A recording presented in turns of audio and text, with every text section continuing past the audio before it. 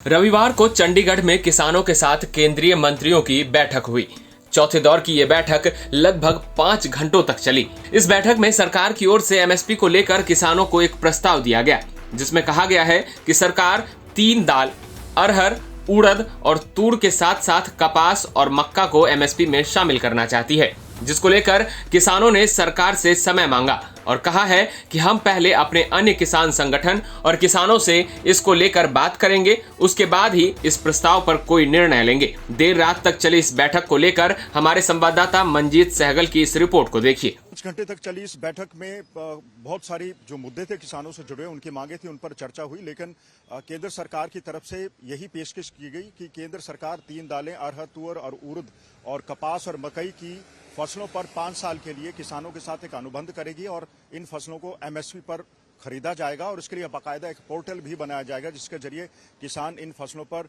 MSP के तहत अपनी फसलें बेच पाएंगे और उनकी आमदन भी बढ़ेगी। 5 घंटे की वार्ता के बाद जब केंद्रीय मंत्री और किसान बाहर आए तो उसके बाद किसानों ने कहा कि फिलहाल उन्होंने इन जो ऑफर केंद्र सरकार की तरफ से दिया गया है, इस पर 2 दिनों के लिए चर्चा करने का फैसला किया है। वो किसानों से भी बातचीत करेंगे, जो एग्रीकल्चर एक्सपर्ट्स हैं उनसे भी बातचीत करेंगे, उसके बाद ये अपना फैसला बताएंगे। साफ है, ज्यादातर मांगों पर केंद्र सरकार और किसान संगठनों के बीच में कोई सहमति नहीं बन पाई है और किसानों ने कहा कि 2 दिनों के बाद अगर उनको लगता है कि केंद्र का ऑफर उनके लिए सर्वमान्य नहीं है तो अपना दिल्ली कूच जारी रखेंगे। और वहीं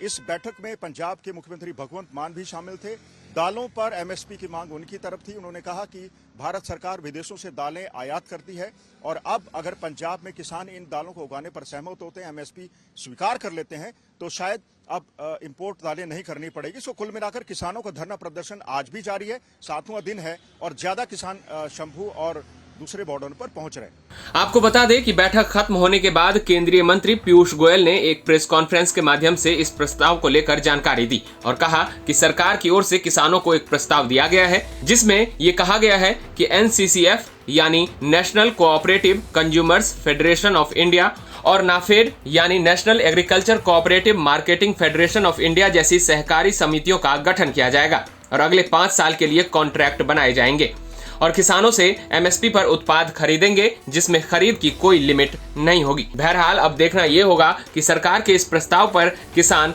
क्या फैसला लेते हैं। चंडीगढ़ से मंजीत सहगल के साथ ब्यूरो रिपोर्ट, हरियाणा तक।